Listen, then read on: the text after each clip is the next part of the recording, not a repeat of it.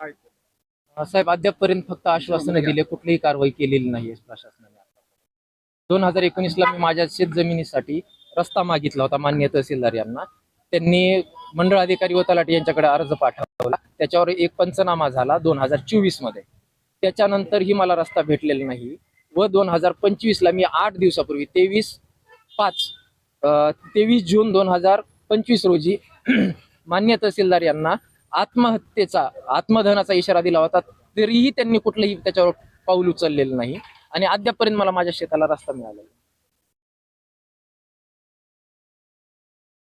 ते भूमिका काय असणार आहे? पुढली भूमिका, आज जर माझ्या शेताला मला शेत रस्ता मिळाला तर मला आदेश द्यावा माननीय तहसीलदार साहेबांनी.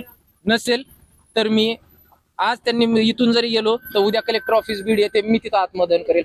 तिथून मला पकड जाप केली, मला माझ्यावर दबाव आणून जर मला हे केलं तर मी मंत्रालयात जाऊन आत्महत्या करेल. पण जोपर्यंत माझ्या शेताला रस्ता निघणार नाही, एक तर यांनी माझं इथून प्रेत हे पीएम करायला पाठवावं किंवा माझ्या शेताला रस्ता द्यावा, हे दोनच आहे. नेमकं या बाबतीमध्ये भाव आहे का वेळ नाही असं काय?